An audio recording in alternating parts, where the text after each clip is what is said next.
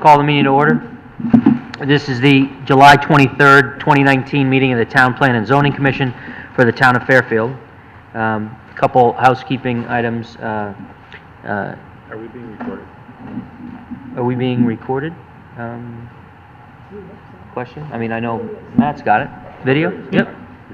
I guess he was Just behind the box. he was hiding. Commissioner Corcoran, you watched the tapes and listened to. You're up to speed from last time? Yes. Okay. And Commissioner Gordon, you're going to sit in for Commissioner Noonan. You were here. And Commissioner DiGiacomo, you're going to sit in for Commissioner McAleese on item 3A. All right? So the first item on the agenda are the meeting minutes from July 9, 2019. Can I have a motion? Move to approve. Thanks. Second. Motion to approve by Commissioner Francis, second by Commissioner Corcoran. Anybody have any comments or questions or corrections to those? I didn't see anything. No. Okay, very good. All in favor, say aye. Aye. Any opposed? Abstentions?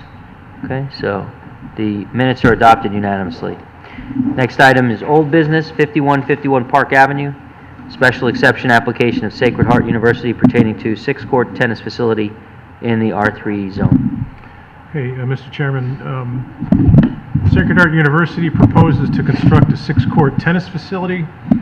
The proposed location lies between the newly built recreational building, also known as the End Zone building, and the Jefferson Hill dormitories. There was a very similar facility located nearby that was removed when the university constructed the diner that's adjacent to this site. The proposed facility has received a certificate of wetlands conformance, and the drainage has been reviewed by the engineering department. There are no occupied structures as part of this proposal. The relevant standard for consideration for a special exception as it relates to this project is the location, type, character, and size of the use in harmony with and conform to the appropriate and orderly development of the town and neighborhood, and not hinder or discourage the use of adjacent property or impair its value. 2, are the streets serving the proposed use adequate to carry prospective traffic with provisions made for entering and leaving the property without creating undue hazard or congestion? And is the proposed use in compliance with the plan of conservation and development? That is all I have, Mr. Chairman. Thank you. Can I have a motion to start the discussion? I move to approve. Motion to approve by Commissioner Corcoran, second by Commissioner Meyer. Thank you. Any comments? I don't have any specific comments. I didn't see any problem with the application. Seemed to be a good application. Okay. Commissioner Meyer? Ditto. Good application. They've done their work on the water remediation, so I think it's it should be good. Yeah, so, I agree, but also find that the evidence in the application satisfies the requirements as Mr. Wendt laid out. Won't cause undue traffic congestion, harmonizes with the neighborhood, and so forth. And it looks like a nice improvement, and is going to help with the water situation. So, all of those things line up in favor of a nice approval. Anyone else have any other comments? Okay, all in favor, say aye. Aye. Any opposed? Abstentions? Okay, the item is approved unanimously. Next is zoning compliance 3A, 71 Timco Street. Compliance application of Attorney James Miller on behalf of Wake Up Coffee LLC to establish a food service use in a portion of an existing building in the design commercial district. Okay, this property is at the terminus of Timco Street, which is also known as Constant Comment Way, which is the road that leads into the drop-off of the train station and then ultimately down into Bigelow Tea. This building for many years was occupied by a wholesale meat packing and distribution warehouse. The applicant seeks to convert 2,500 square feet of this building nearest the train to a coffee shop.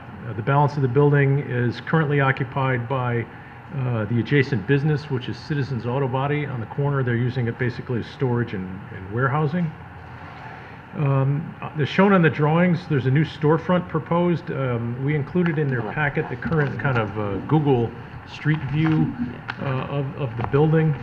You know, they're proposing a new storefront and a door and with a storefront entry, which is adjacent to the train platform. If you've been on the New York-bound side of the Fairfield Metro train platform, you know, there's, you know, where the bike racks are. This site would be immediately adjacent to that. The Zoning Board of Appeals granted a variance for parking for this use at their June meeting for a reduction of 15 parking spaces. That sounds like a big number, but I will note that there are 12 spaces that are shown on the site plan immediately in front of the building that we discounted, and they weren't allowed to use in their total count, although they will be there and function as spaces, because there will be maneuvering required, although you won't need to be in the street to do so. The width of the right-of-way of the adjacent street projects inward so that you're technically maneuvering in the right-of-way, so we can't count those as credited spaces, even though they'll function as spaces. So that's it. It's a coffee shop adjacent that'll have an entrance, and if nothing else, it'll be a bathroom facility adjacent to the train platform, which people have been looking forward to. I'll tell you what, so the variance on the parking, so that then complies. It's for 15 spaces, but there are 12 spaces on their site plan that they're not crediting, so it's really Right. a kind of a net delta of 3. Yeah, so that- But other than the technical parking issue, it otherwise complies. Right, complies in all other respects. Yes. All right, thank you. So we can certainly ask staff some more questions and talk, but let's get a motion on the table, so. I'll make a motion to approve. Okay, motion to approve by Commissioner Corcoran, I'll second. second by Commissioner Gordon. I have a couple of questions. Great. Jim, how does this parking variance work again? You said it needs 15, but it only has 3, or I didn't quite... They got a reduction of 15 spaces. On the site plan, there's, I want to say 20-something spaces shown. It's on the last, the survey's on the last sheet.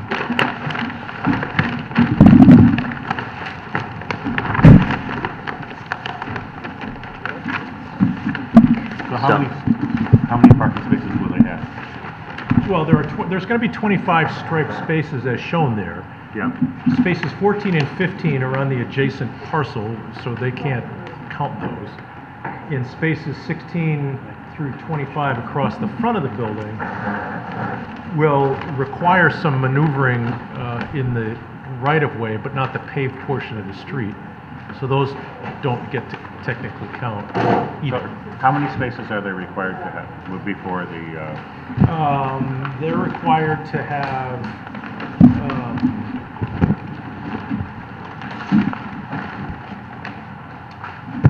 hold on 1 second. They have 957 square feet of patron area. So at 1 per 40.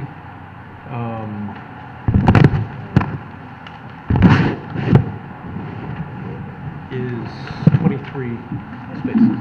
and how many will they have that are approved? They will have 13 spaces that we can count, but Okay. 25 in total. And those include the ones that are where the diagonal parking Yes, coming off of Kings Highway? correct. And the reason that we can't count the others is because of the maneuverability in the right-of-way? Right. Our regulations require that spaces have to be such that maneuvering in the right-of-way is not required. Yeah, In this case, if you look at you can really be seen better in that Google Street View. yeah, I mean, literally, the entirety of the frontage of this parcel is a curb cut, and there's depth enough of pavement facing the building for a parking space and room to back out, but a portion of that is technically in the right-of-way, so we can't credit those spaces. yeah. Here, the thing is, though, these are all the arguments that they made before the ZBA, and the ZBA granted the variance. Right. And so, with the variance, this plan complies with our regulations. Correct. Right. But now we understand it. This is a great idea. I mean, as a former Yeah. commuter, I mean, the coffee's good in these restrooms. Yes, that is a positive byproduct of... People are gonna buy not coffee only just will to use the people be able to restroom. get a cup of coffee, but it will fill a need. Do we know the intended hours? I don't have the hours offhand, but I think they're expecting a fair amount of their business to take place during a morning peak commute. They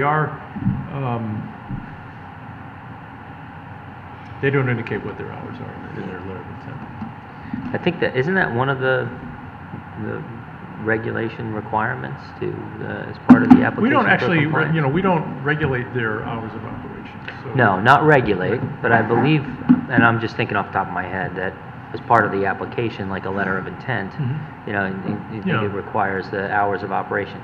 Not that we can regulate it, but it's just a showing. They may have articulated that before the ZBA, but it's not part of their written narrative that submitted for this application. I'm sure they're going to want to be open when they can do business. And I'm sure it's going to be a great hit and a needed facility down there, so. I know that there was a coffee truck there, and the problem with it was too far from the platform. If you were over there waiting for your coffee and your train came in, it's not like downtown where you could just cross the platform and get on the train. Right. It wasn't time. Yeah. Yeah. So, No, it's a good location. for this. very good. Yes? Is the extended curb cut an issue with people backing out wherever they park onto Well, that it- road? In a shallower site, I think it may be, but there's enough depth there that you can back out and turn your car and Stay in the face parking out. lot? You can do that maneuver and without having to back into the street. You can, Okay. back up adjacent. But because there's a full-length curb cut, they could back out into the street Theoretically, from any parking spot. theoretically you could, but I don't think people typically don't behave that way when they park. Yes, could someone do that? They absolutely could. But the volumes are such on the road there that I think it wouldn't be problematic, but I think more often than not, people are gonna just turn far enough and then face out. Okay. Okay. Any further discussion? Commissioner Francis? No code review for this because it's this existing building?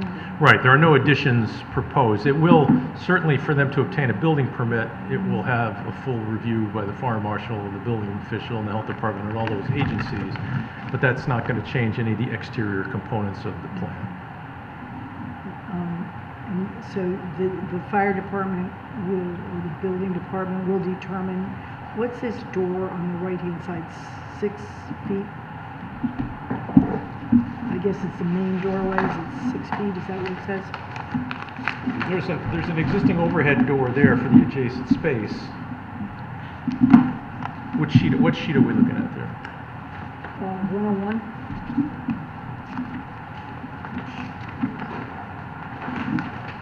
There's an elevation. It that says, shows you what it is. it says exit, and so I assume that's the main door. Yes, their door, their floor plan, you can see the doors, so it's a double, you can see like the double door swing Yeah. adjacent to that.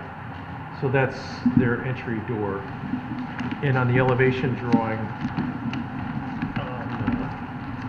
And then the other exit is way back here. Right. See, this is the train Correct. platform right here. Yeah. Because there are a lot of people in there. I mean, there are 40 people plus a queue plus the staff. But building and fire will determine that these are adequate. yeah, there's a second door Back here. in the backside of the Mhm. facility. Which there have to be two.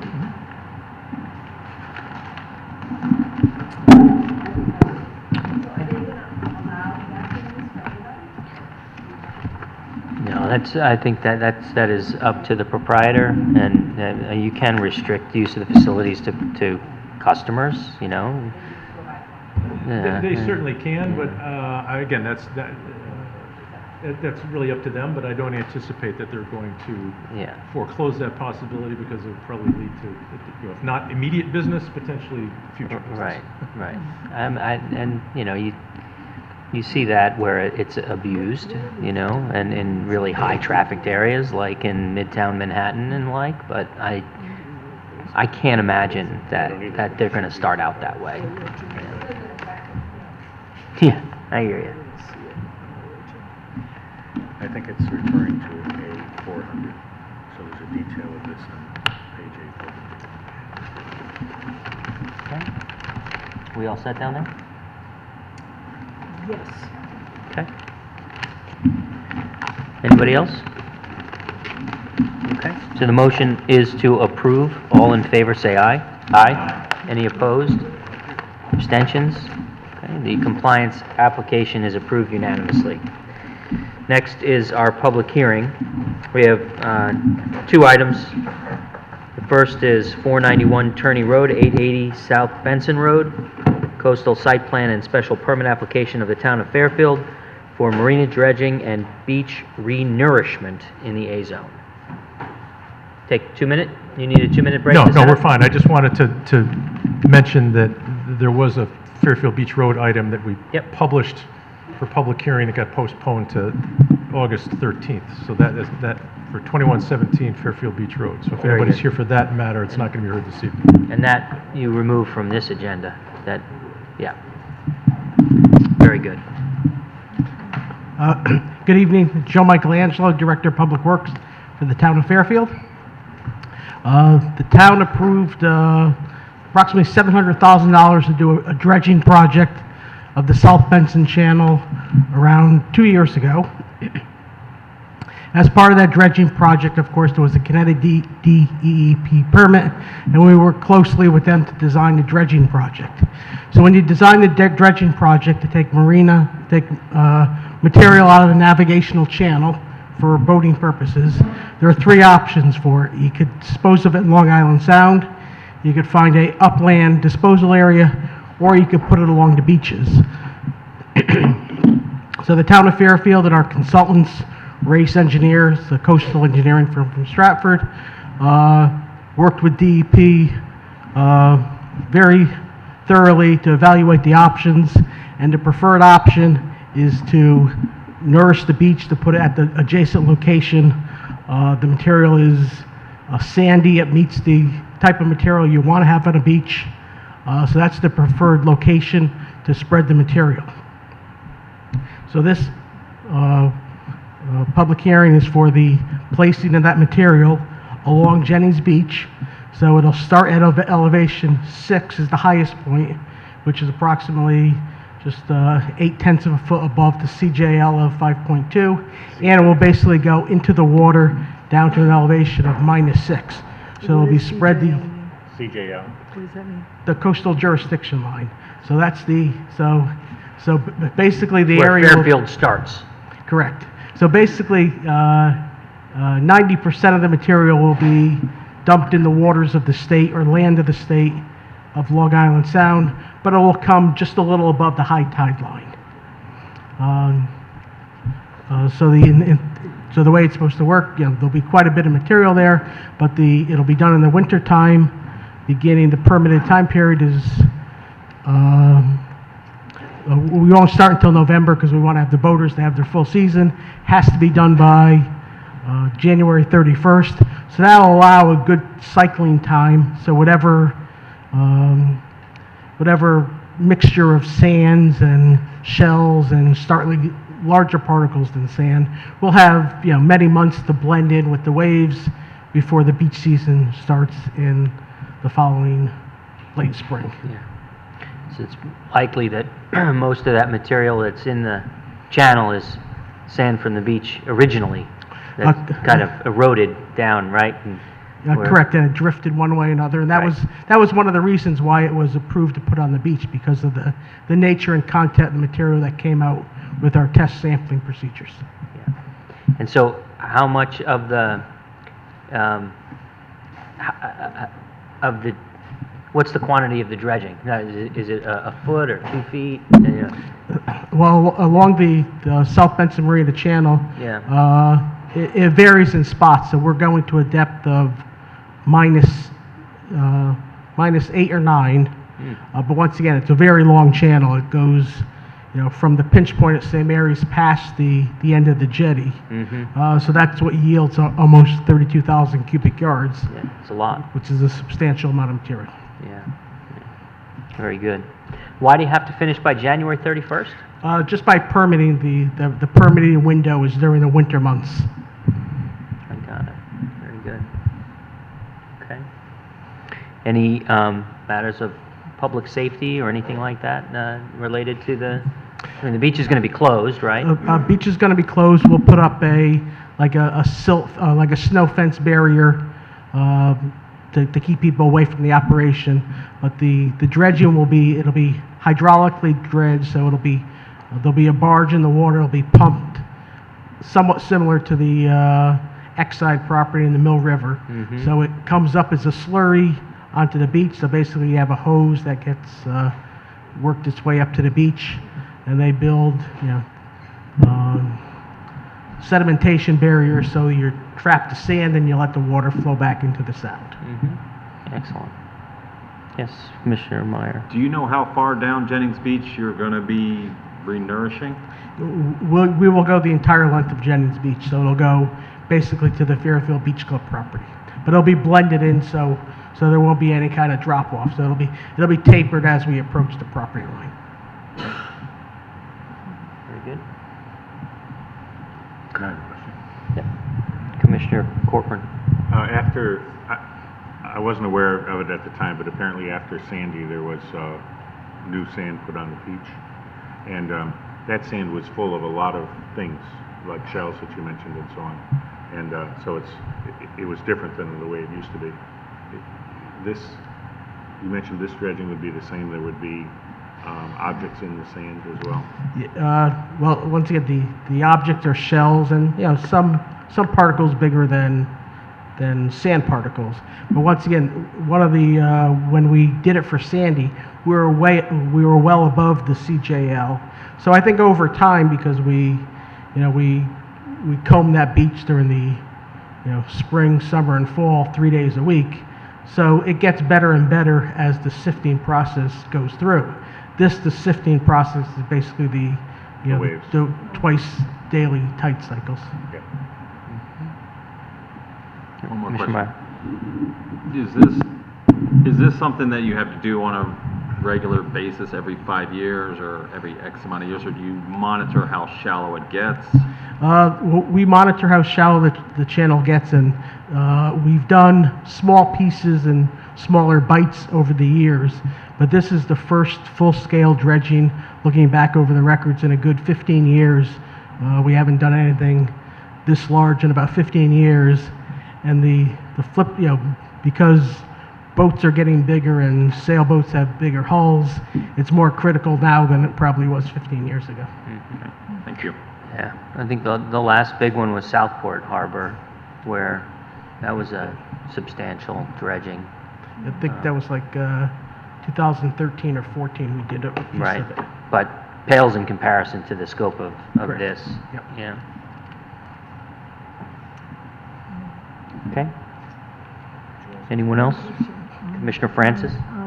The bottom of page 2 is referring to your deep permit must be used by June 2019. Does that have a 5-year extension that was referred to later in the deep document? Okay, repeat that, please. It says that the deep permit must be used by the end of June 2019. But then I read elsewhere that it has a 5-year extension. Okay. Okay. Yeah, Jim said it. I think it should be issued. Oh, issued. Yeah, Oh, yeah. okay. Yeah. permit was issued on And it was, yes. Okay. And then you have 5 years to do your project. Yeah. Okay. Okay. Yep. Well, we're going to have this, the work's going to be put out to bid, and that's one of the terms of the bid so the contractor who puts in his low bid is agreeing to those terms of the window to do the operation. If for some reason unforeseen conditions come up, it would have to wait till the fall of 2020 before we could do the work again. But that won't be good for anybody. Yeah. Okay. Anyone else? Okay. Thank you, Thank you very much. Mr. McDonough. Any member of the public wish to be heard on this item? No? All right. Well then, thank you very much, and I'll close the public hearing on this item. Next is 1073 North Benson Road, special exception application of Fairfield University pertaining to the construction of a new convocation athletic facility to replace Alumni Hall in the AA zone. Good evening, Mr. Chairman, members of the commission. For the record, my name is John Fallon. I'm here proudly representing my alma mater, Fairfield University. With me is David Frasnelli, our Vice President of Facilities Management, and Mr. Kurt Krasinski, our Director of Capital Planning and Design. As the chair indicates, we're here tonight very excited to seek your approval for the construction of a new convocation center on campus, as shown on the plans that we've submitted. The new convocation center is going to be constructed on the site of the existing Alumni Hall, which I think most of you are familiar with. The replacement of the existing Alumni Hall facility is a very, very important and much-needed priority for the university. The current facility is over 60 years old. It's outdated. There are a lot of great memories there, but it's inadequate for intercollegiate athletics and cannot, because of its size and other deficiencies, serve as an alternative location for commencements, orientation events, things of that nature, when weather would make such relocation very desirable. In addition, the existing facility lacks adequate concession and support services, as well as proper restroom facilities, especially for women. It is not air-conditioned. The new convocation center will address these deficiencies, and very importantly to many of us, at the same time, will address the request over the last number of years of members of the Fairfield community, the town, fans, and students to bring intercollegiate men's and women's basketball back to the campus on a full-time basis. Now, the new convocation center, as shown on the plans, and we'll be making a brief presentation momentarily, is consistent in height and design with the surrounding buildings on the campus. It's set well back, as you know, from the location, from Loyola Drive, and therefore it's going to have very, very limited visibility to any exterior point on the campus.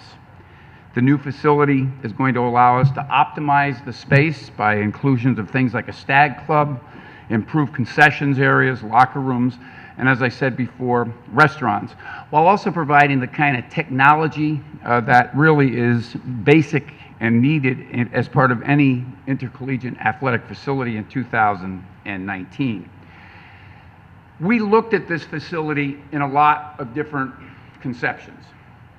And what became clear to us was that to benefit our athletic programs and the ambiance and what we are seeking to achieve on our campus, much of it very much with your help, we did not want nor need a mega facility.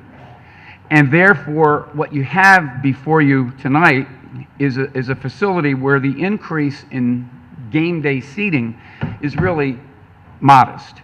The existing Alumni Hall seats 2,468 people for a game day event.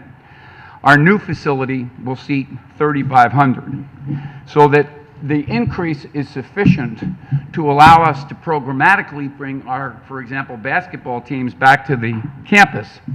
But it is also a facility that in terms of its style and its function will blend well with the campus while providing a very enjoyable venue and, we hope, enjoyable experience for all of our spectators. A few technical points. On June 13, 2019, the Zoning Board of Appeals did unanimously grant a variance of Section 5.2.2 to allow the height of the proposed convocation center to be established at 53.2 feet. The board found that the height of the new structure is consistent with and will harmonize with existing buildings on the campus, including those, many of them very proximate to the new facility, including the library, and the Bannow Science Center, the Fairfield University Prep School, the School of Nursing, and the Dolan School of Business, all of which have received similar height variances from the ZBA, and which we thankfully appreciate your approval of as well. We did hold a code enforcement review meeting on July 2, 2019, and the plans submitted are consistent with any and all comments that were made at the code meeting. All aspects of the site lighting will comply with the dark sky requirements, and we will use LED cutoff technology. As previously noted, the new Convocation Center, which is located at the site of the existing Alumni Hall, is centrally located on the campus and is not going to have any real significant visibility off campus. I want to talk a little bit about parking.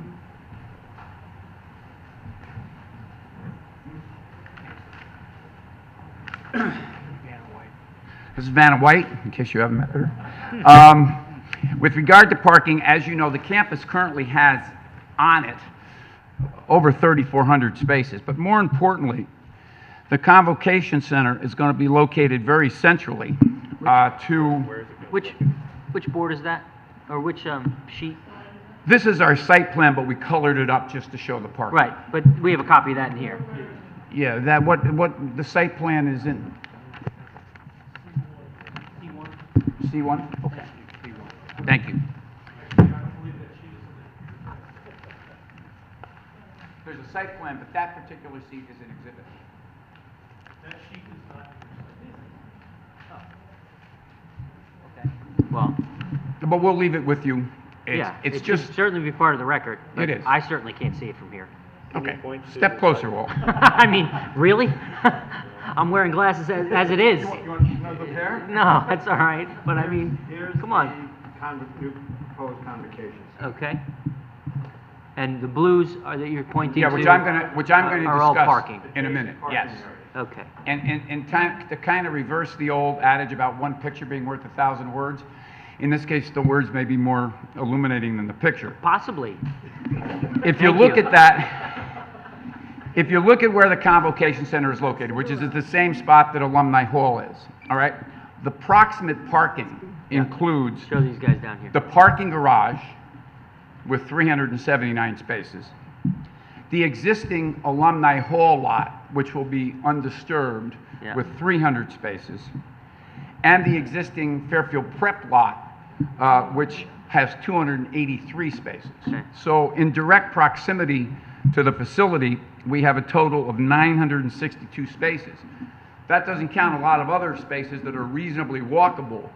But if you just focus on the 962, we're very, very comfortable with that. We know that will be more than adequate to meet our needs on a game day, especially taking into consideration that we would anticipate, based upon experience, that more than half of the attendees at events will be students and the like who'll be walking to the event. Yeah.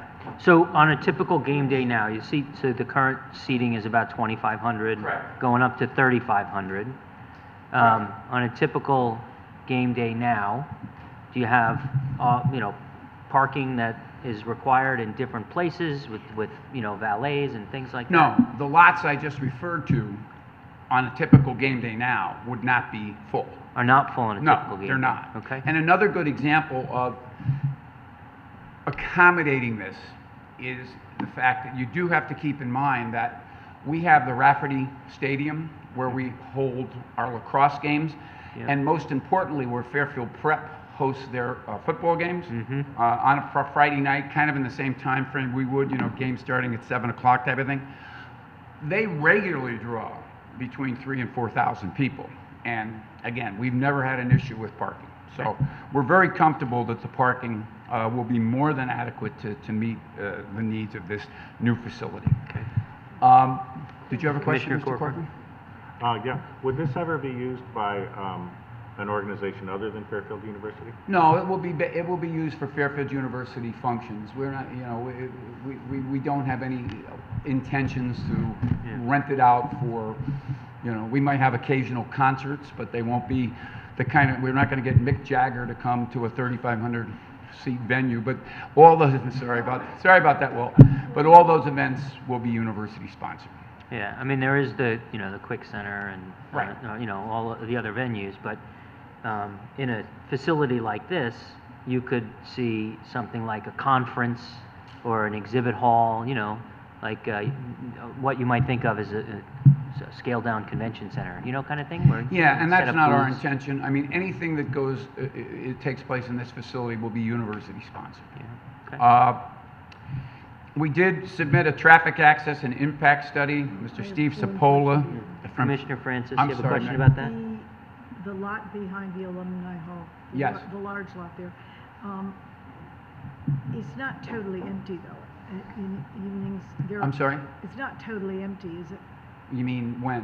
when you have a basketball game?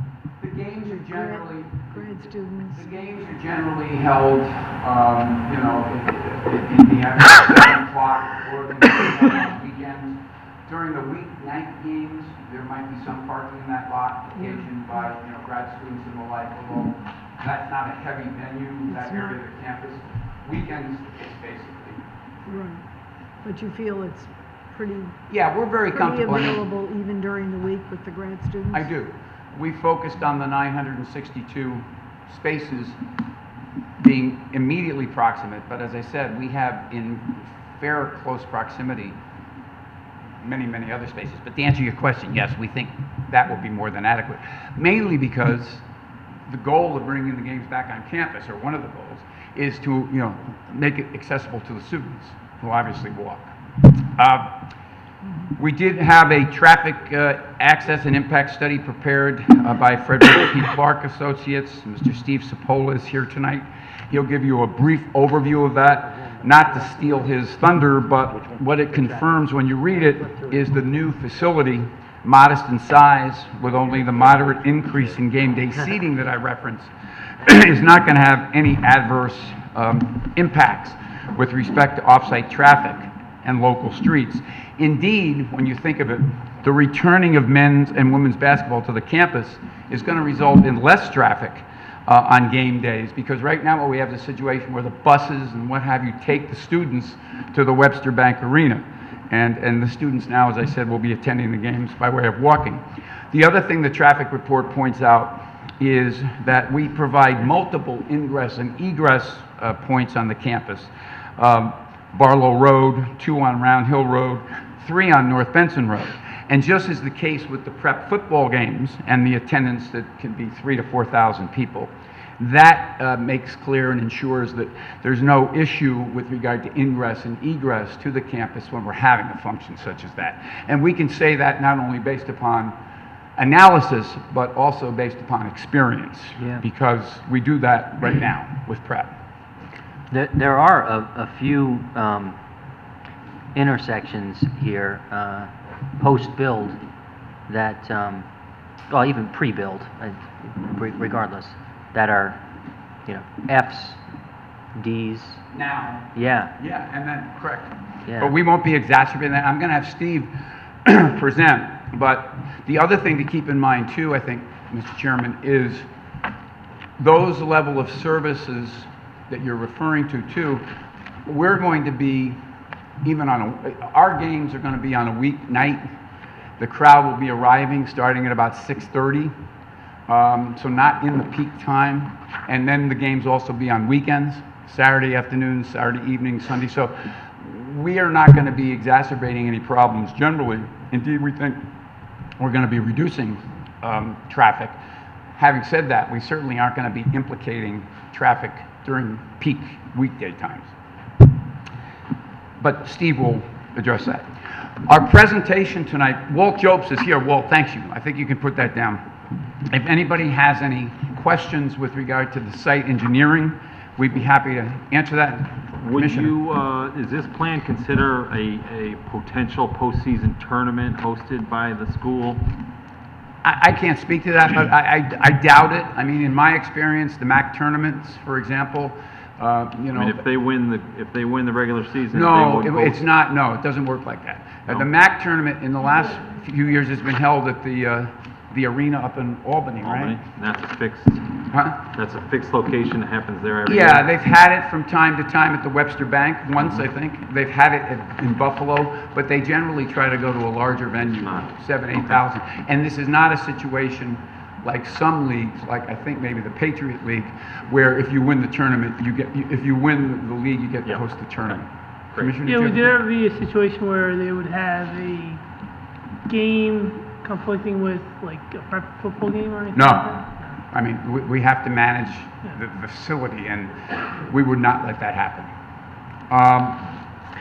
So, I don't know if you mentioned the traffic report. I mean, are you answering questions no, about? Steve Sapola, I'm He's gonna. gonna come up? Okay. Yeah, okay. I got one question. Two matters pertaining to our Commissioner Levy. presentation. I'm sorry. Steve. Just one question. In terms of the seating, if you could clarify, it says the new facility could have up to 4,200 seats, but there'd be 3,500 game day seats. Correct. Why the 700 difference? If you were having a graduation and the graduation got moved indoors, and you could utilize the basketball court for seating, then the seating could grow for that type of event to 4,200. So that'd be temporary Yeah. chairs. But for what this is going to be primarily used for, and you'll see the site plan or the floor plan in a minute, the seating for the basketball game is 3,500. Thank you. And I have one question about the egress. After the games, would it be possible to open the other gate on Round Hill, the north gate? It shuts at 6 o'clock, and it gets kind of congested with everyone going for the one gate on Round Hill and one on Barlow, and some people use Benson. We've honored a longstanding commitment with the neighbors of College Park to close that gate at 6 p.m. We think we can maintain that commitment and not implicate ingress and egress, because as I said, there is on Round Hill the lower Playhouse Right. gate, there is the main entrance on Barlow, and then there are 3 exit points on North Benson. So we think that's sufficient. So our presentation, obviously, Walt Jobs is here if anybody has any questions about the site engineering. I'm going to call on momentarily Ken Cleveland, our architect, and his team from Centerbrook Architects. He'll give you a brief overview of the exterior architectural design and the interior floor plan. And then I'm going to have Steve Sapola review the traffic analysis, and we'll be pleased to answer any questions you have before I make a summary. Okay? Ken?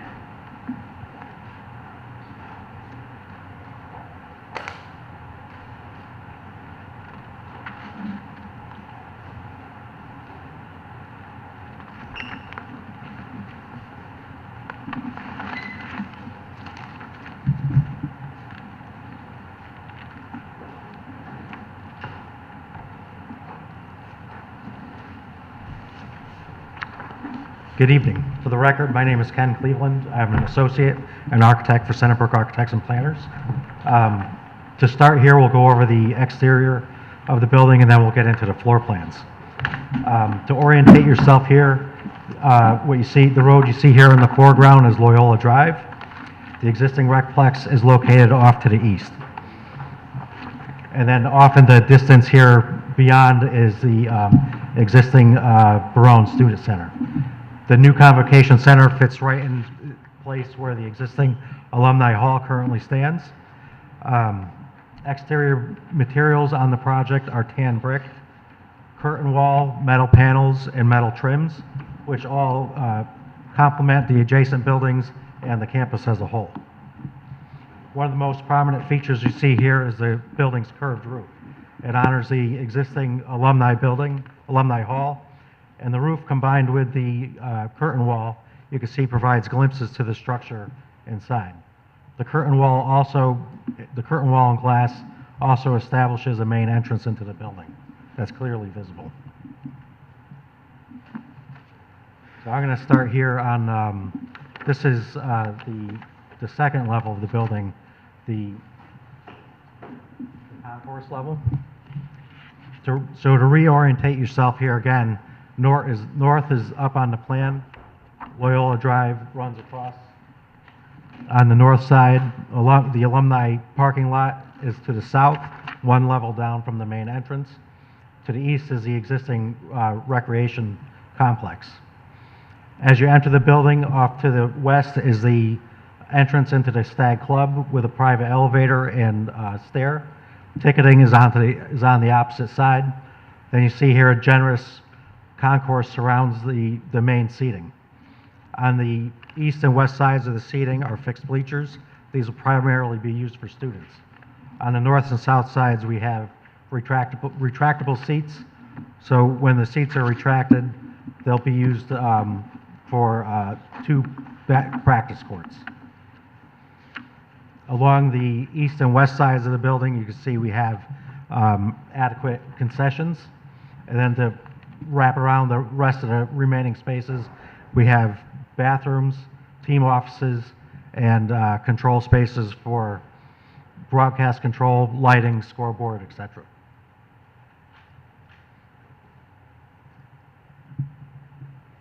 Moving on up to the club level, similar to the level below, we have a concourse that wraps around fixed seating. The Stag Club is located on the north-hand side. We have a conference room, club bar, and a catering staging. Located on the east side, we have bathrooms for the patrons who will be using this level. And then on the west side, we have additional concourse.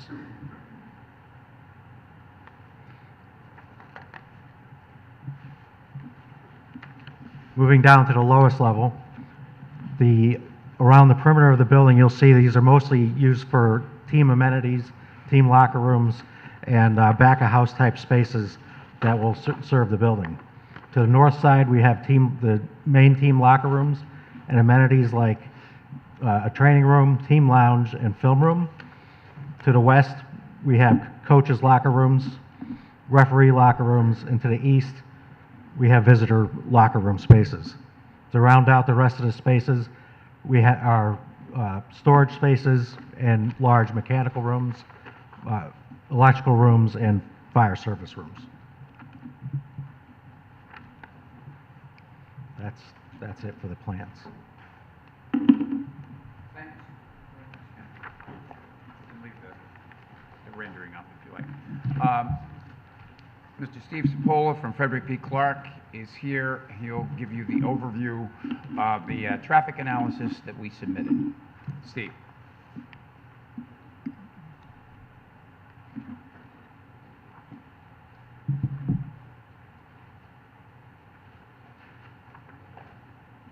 Steve has some boards he's going to be referring to. These are those. Good evening. For the record, Steve Cipolla, Frederick Clark Associates. We conducted the traffic study for the proposed Convocation Center, which will replace the existing Alumni Hall. This is the Figure 2 that's included in the traffic study. We looked at the main access drive at North Benson, the Murphy Road, Dill Road, North Benson intersection, the signalized intersections, North Benson and Holland Hill and Barlow at the southerly access point.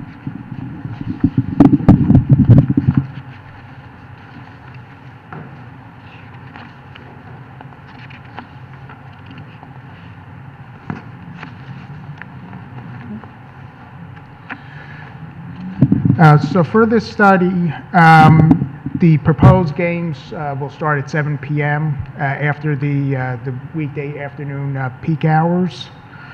For game day arrivals, typically the patrons will be arriving the hour before the game, so the 6 to 7 p.m.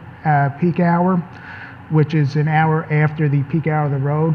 As you can see, this is the Connecticut DOT 24-hour count on State Route 35 North Benson Road along the frontage.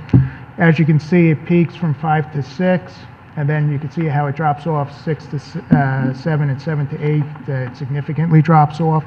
So the background volumes will drop off at the time when the proposed convocation center will be generating its traffic. So what we did for our background volumes is we took our approved 2021 billed traffic volumes from the 2016 traffic study we did for the campus-wide study, and looking at the patterns from the 24-hour, the traffic volumes at 5 to 6, the peak hour of the road, compared to the peak hours of the game day arrivals, the 6 to 7, is an 18% drop-off. Therefore, we took our approved traffic volumes for 2021 build, and we reduced them by 18% to give us our background traffic volumes. I have a question. Yes. This is for Benson Road? Yes, this is North Benson Road, which is State Route 135. And this is for north of Osborne Hill Road? Yes, so let me just pull up a map. So that's way up at the top of the campus? So it's right here is where the location is. And that's really the only 24-hour count they have available on North Benson in the vicinity. And the ATR being here and being here will give you still the same traffic patterns. Okay. Okay? So that's an example of an intersection, and it's your opinion that the other intersections around the university would be a similar pattern of flow? Correct, along North Benson. It'll still show a similar flow. It'll show the similar drop-off after the peak hour of the Forgive me, road. yeah, Be it here or be it down here, it'll show the same curve I see, yeah. and drop-off. We conducted, in addition, we conducted a detailed accident analysis for North Benson Road and Barlow Road, collecting data from the state, from Connecticut DOT for North Benson Road and from Fairfield Police along Barlow Road. The proposed development, when compared to the existing Alumni Hall, the additional traffic is not expected to affect the current accident rates along both roads. Just as a note, the university improved recently the southerly driveway. They added an additional exiting lane and also shifted the existing stone walls back to improve sight lines. And based on the most recent accident data, 2016 through 2018, there hasn't been an accident here, according to the Fairfield Police Department. I just wanted to put that in the record.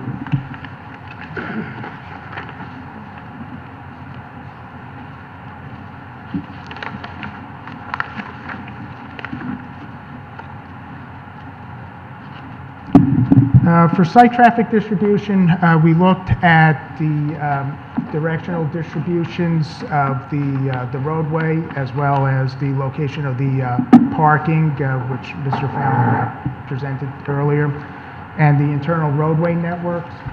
We've kind of focused on the 3 access drives of Barlow and the 2 accesses along North Benson.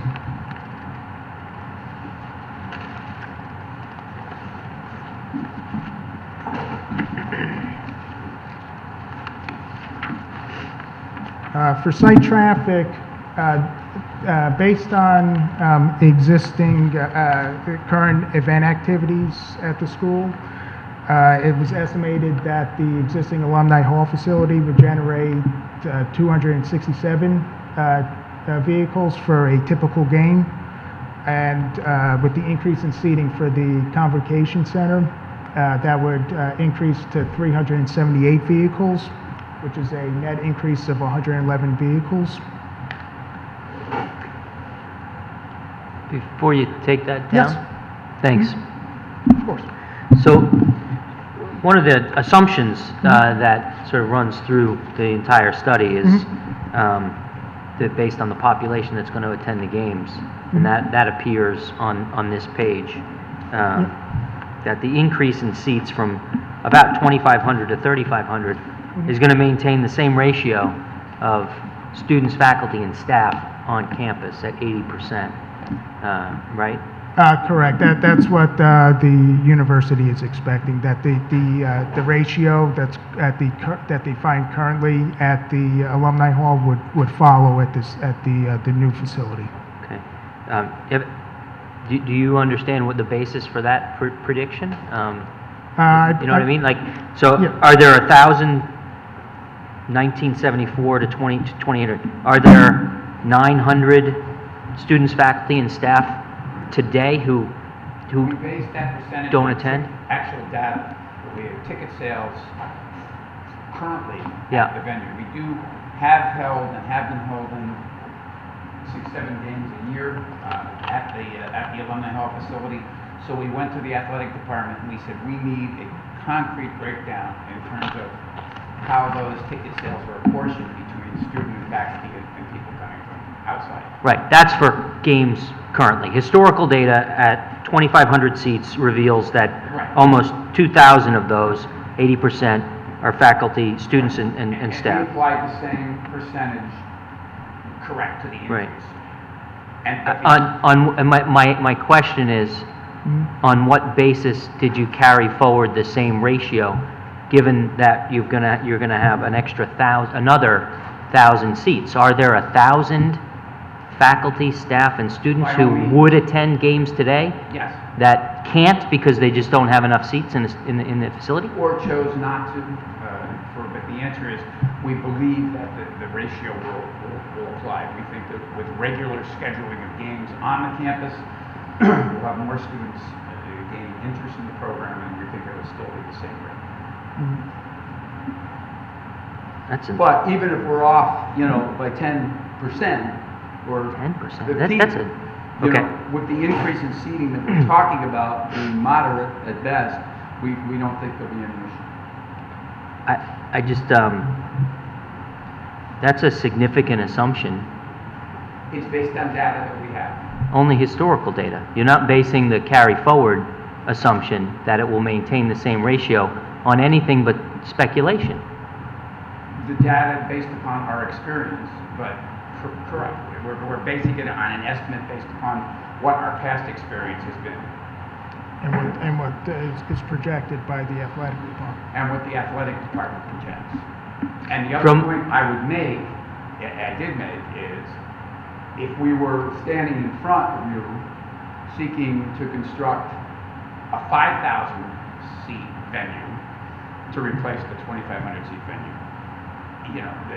but in this case, we purposely have made what's driving this is not an increase in seating as substantially as it is an improvement of a facility that No, I- desperately needs replacement. I totally get that, but Okay. the purpose of one of the inquiries that we have to undertake for the town and the residents is to make sure that the facility won't have an undue impact on traffic and congestion and so forth, and we'll get into some of the intersections and The so other forth. point I would make on that, Mr. Chairman, is keep in mind also that when we accommodate 3,500, 4,000 people for a prep football game, okay? None of that logic we're talking about here applies. Those are, by and large, people who are coming to a venue to watch a sporting event that holds 3,500, 4,000 people. We've been doing that for more than a decade. And That's a much better answer. and there's never been an issue with parking or on-street traffic-related issues. Yeah, I'm not talking about parking now, you've satisfied me on that score, but that's a much better answer Okay. with respect to I try. traffic than speculation. I don't always get it the first time. That's why I keep asking you. Okay. I'll try to keep on my list. No, Okay. I do think that's important. Well, it is, because the assumption that increasing capacity, which is basically like a third, okay, 1,000 seats. What's the enrollment, the undergraduate enrollment at Fairfield U? 4,000. 4,000, okay. So, and that's more comforting, because now you've got the bodies on campus that could attend. I mean, you understand where I'm going with this? Yeah, so it's I know you want to say it's an insignificant increase in a sort of a raw number, but increasing capacity by about 25% or so, I mean, that's a substantial increase. These weekday games and afternoon weekend games will be held in the same time frame Yeah. as the prep football games. And as I said, we've never had an issue. Okay. Now, from a traffic study perspective, from the book, the manual, is there a guideline with respect to attendance at an on-campus facility like a sports arena? Like an arena?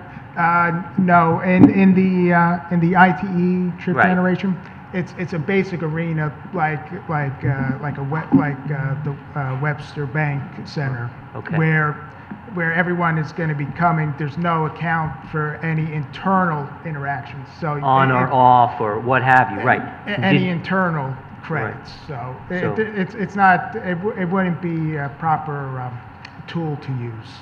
So And did this, you for this specific development. did you use the guideline and the manual for a sports arena on a university campus in determining the number of vehicle trips for this facility based on the capacity and the size? They don't have a specific trip rates for an arena on a university. It doesn't exist. Doesn't exist. And so the accepted methodology Mhm. in the industry is for you to ask the university for data and statistics on current usage and apply that forward to a build on an increase in capacity? Correct. If a certain type of development isn't included, either you would count a similar facility, or you would base it on estimates based on current data, which the current data was available and would be more accurate because of the type of facility that's already there existing. Okay. Did you look at any similar types of facilities like Yukon? I don't, and I'm just throwing this out there. Yukon stores, the arena there. I don't know how much that holds. I don't know if it's got 9,000. So that's It's- 3 times the size. You know, that's a much bigger facility. I'm just trying to understand the work that was I don't done. think there's any arena similar in size in this area with the type of on-campus interaction that we could do. I think the existing data was the best and most accurate option to come up with these estimates. Okay. And have you seen that before in your experience, where for a facility like this, you would look at the historical ratio and carry that forward to the build? Correct. This is something that I've seen before in the past, not with an arena, but with other types of land uses that are not available, having historical data to generate estimates. Yes, it's a common practice. Okay, thank you.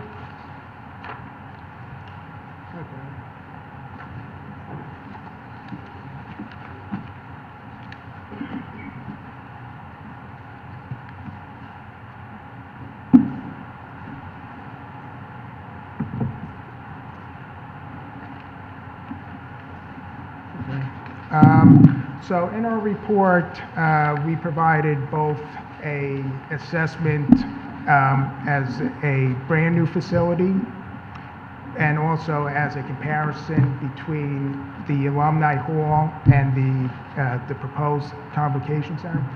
This table, Table 6, shows a no-build condition with a game at the existing Alumni Hall, what the impacts would be. And then you have the build with the increase in seating for the Convocation Center. And as you can see, there's limited deterioration in level of service and minimal increases in delay. There still is some minor delays exiting the school, but they're short-term and are found existing. Yeah. Before you move on to the next slide. Yes. Anyone else? Questions? I have a few questions on this page.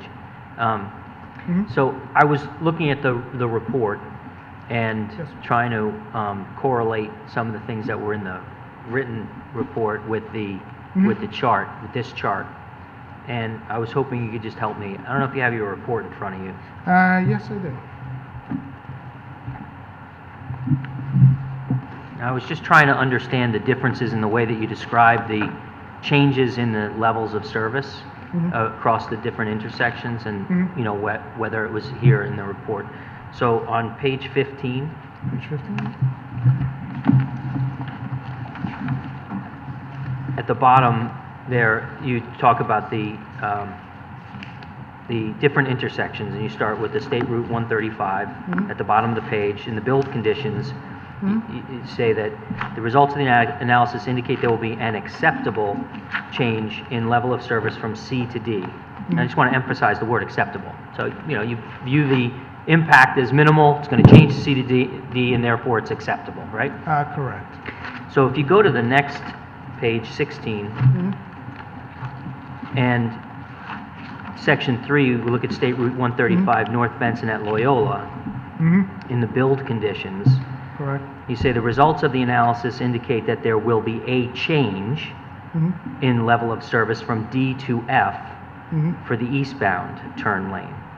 And I just noted that you didn't use the word acceptable. Is that change from D to F an acceptable change? It's not a desirable, the analysis with that text, that's the analysis as if there's no alumni hall on the property, which it's giving you a conservative, this is a brand new development, which in reality, when we go to DOT would be looking at us comparing the existing alumni hall game to the new convocation center. That's what DOT would be looking at, is the impacts of if you had a game at the current facility, and then if you have the new facility, what are the impacts between the two facilities?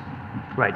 So That's what it's. This is giving you just if a no build condition with no game going on to a build condition with the proposed facility on this page. So. Sorry, what was that comparison again between what and what? For this comparison, this is a comparison between a no build with no game and no facility, no alumni hall, no previous facility, to a build condition with the proposed facility. Okay, I'm not clear why you would want to do that. Yeah. I'm sorry, I didn't understand any of these analyses to be in the no build. Strike that. I understood not only this report, but also the prior reports from your firm and other applications, that the no build condition represents the current state of affairs. If there's a building there, there's a building there. If there's a commercial establishment there, there's a commercial establishment there.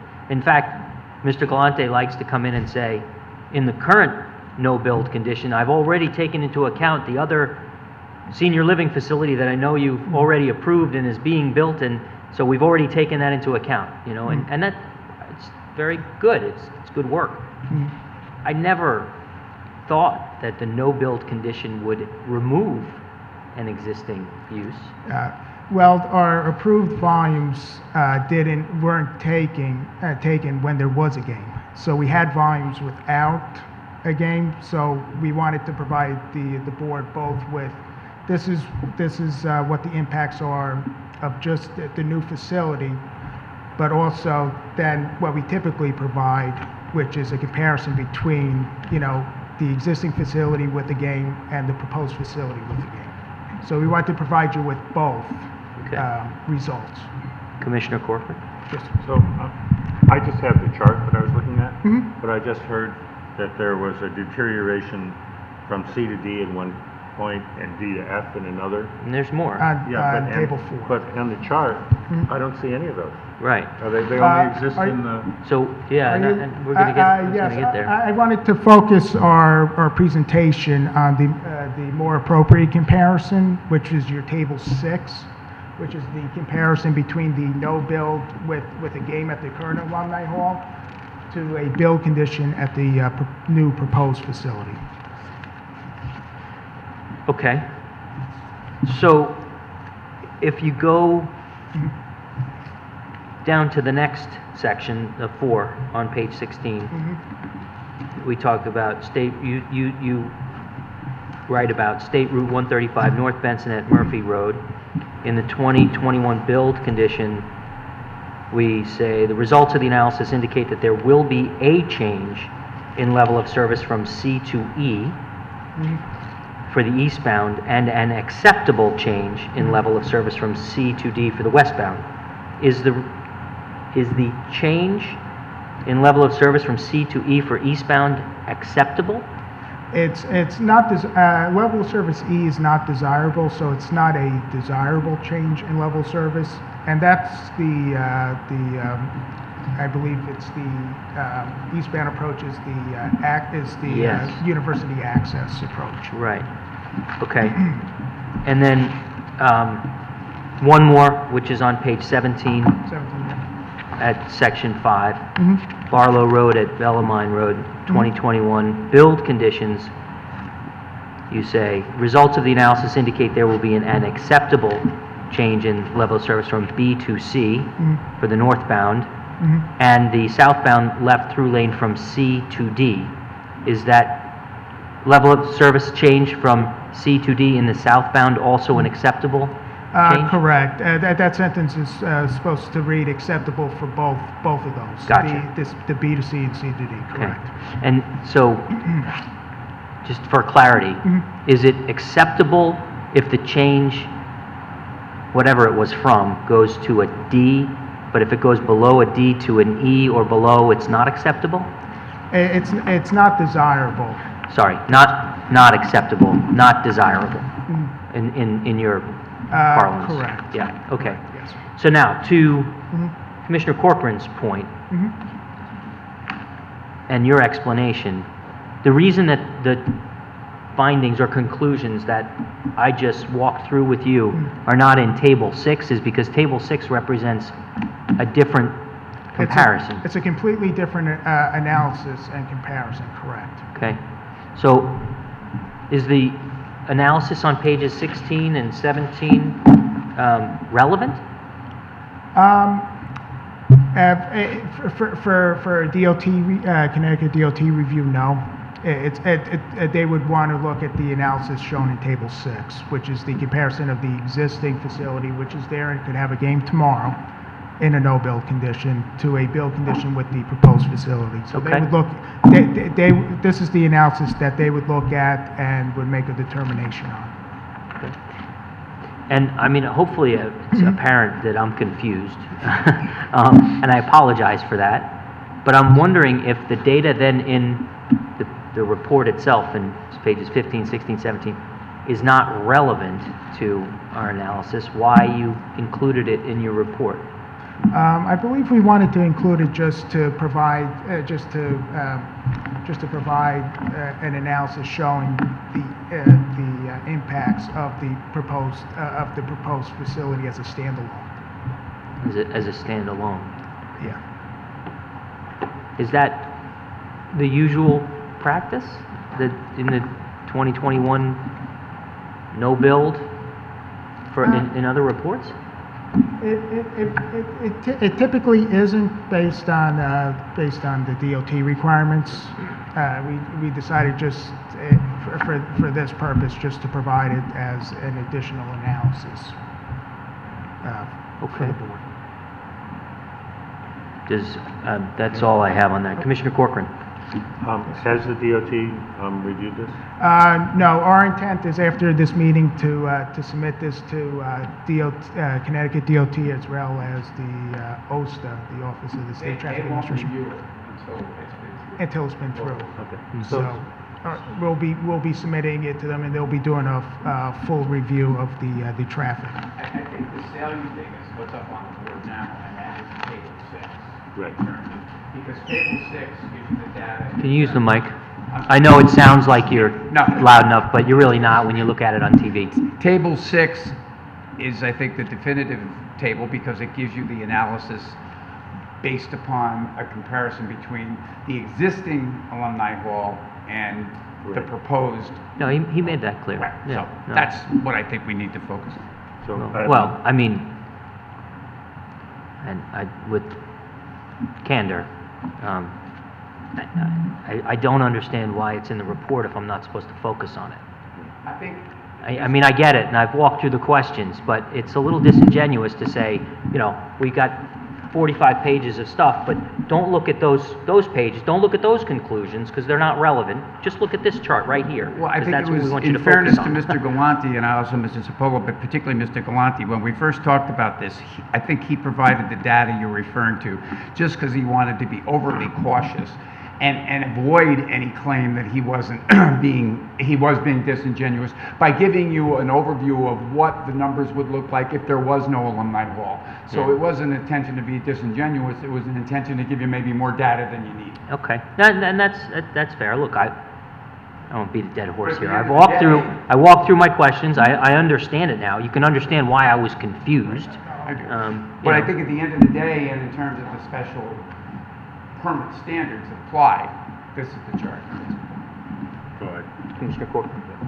So on table 6, for Yes. Loyola Road, Loyola Drive, way over on the far right, we've got a project delay, an increase in project of 27.3 seconds, which is the biggest number in that column by far. But it doesn't have a change in level of service because it started at F and it's still at F. It's But the correct. change is greater than any other, even though it doesn't show a change in level of service, it looks correct, like it that's shows the the- most damage. Correct. That's the left turn out of the driveway, and due to left turning vehicles in for the proposed development, that's why you have an increase. And when it's operating at that level, you do see more than a slight increase in delay, which is why you see the 20. And one thing I ask you, Mr. Jordan, to keep in mind when you analyze that. Please use the microphone. What this facility is and what it's not.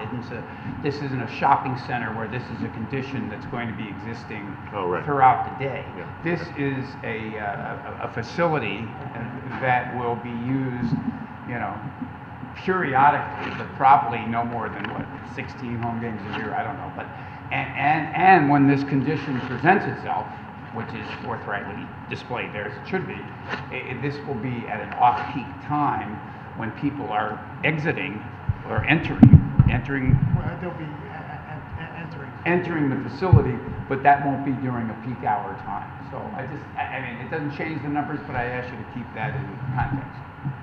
Yep.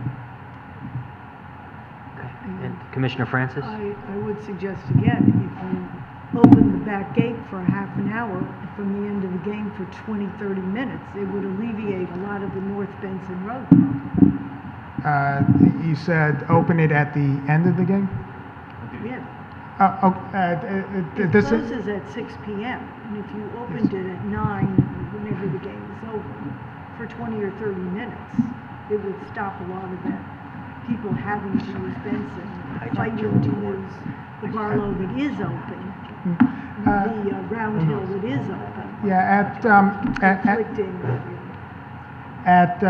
This analysis with the level service, this is for the arrival, so that's 6 to 7. At 9 o'clock, as the table. And honestly, again, not to be argumentative, but in terms of the one that Mr.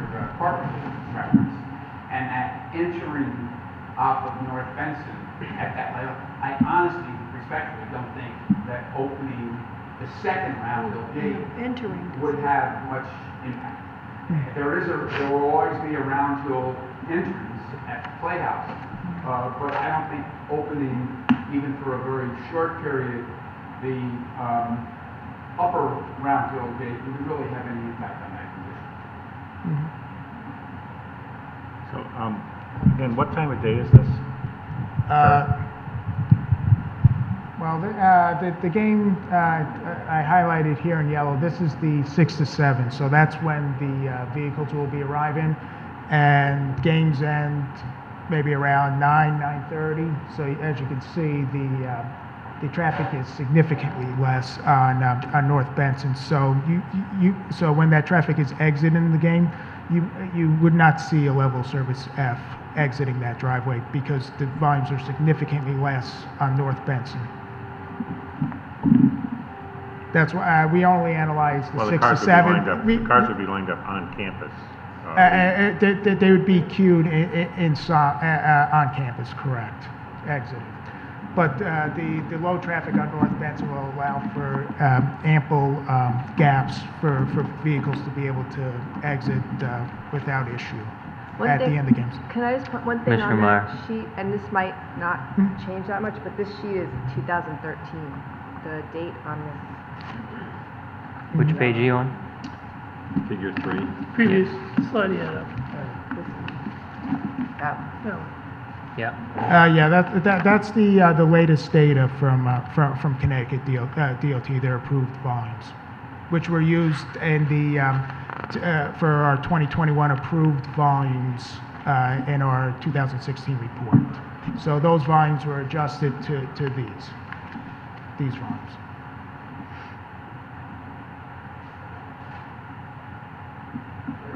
Okay. Anyone else have any more questions on this line, along those lines? No, thank you. Go ahead.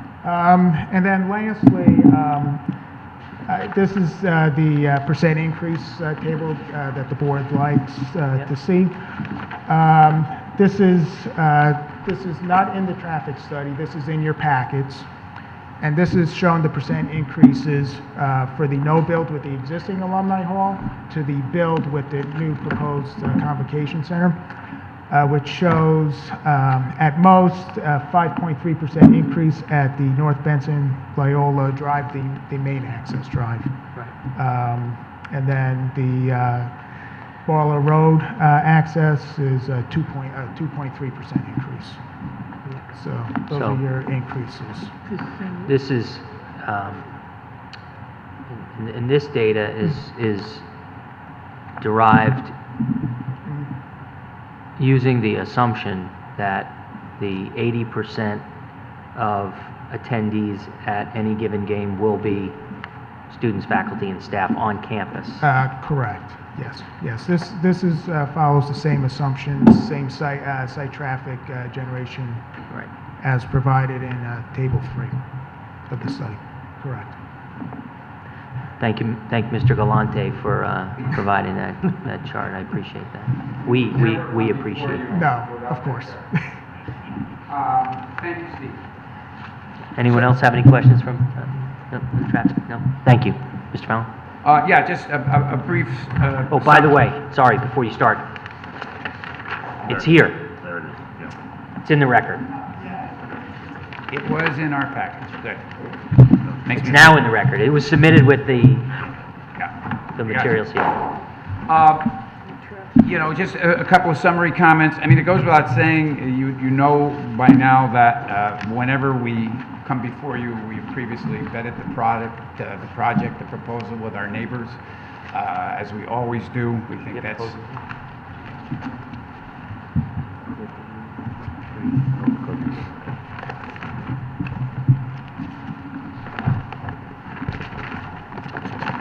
All the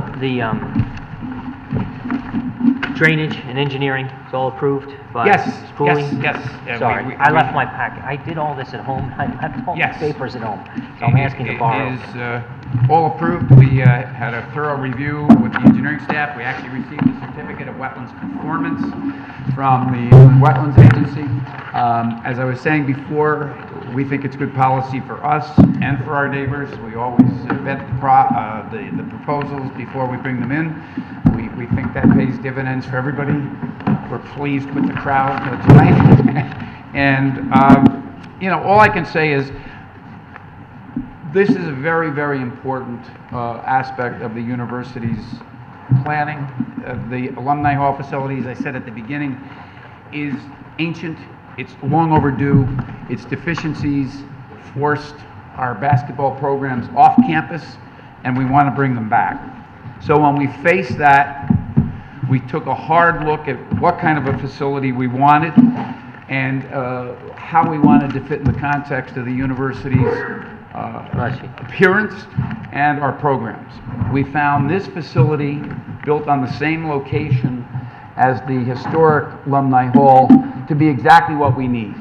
Is it a facility that's larger? Sure. Is it substantially larger? No. What drives this, as I said before, is to create a facility with the kind of amenities that our fans and students and members of the public expect when they come to an intercollegiate basketball game at an institution like Fairfield U. So we're proud of the product. We're proud of the modest approach we took to this because it is what we need. We don't need more.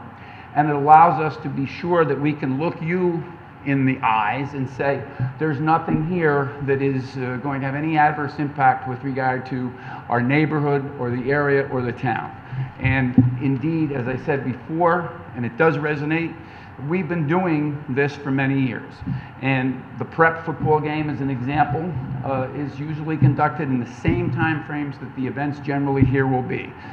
Friday evenings, starting at 7 o'clock, weekend afternoons or evenings. And that's how this facility is going to be used.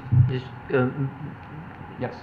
Are the two scheduled on the same nights? No. No. Somebody asked that before. They did. That would just expressly, right. Yeah, You know, suicide. okay. We're not going to do that. Very good. So really, that's it. We're very excited about it. We think it's a beautiful product. We hope you'll agree. This commission has played a very substantial role.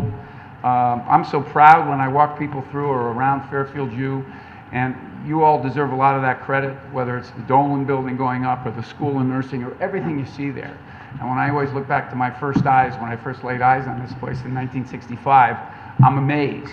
This is another important component of what we want our campus to be, what we want our student experience to be, what we want our community and spectator and fan support base to have available when they do come watch games. So we hope you'll give this, as you always do, your careful consideration and then your support. And we thank you. Thank you very much. Any other final questions? No? Thank you. Any members of the public wish to be heard on this? Going once, going twice. Very good. I will close the public hearing on this item, and I will adjourn the meeting. Thank you.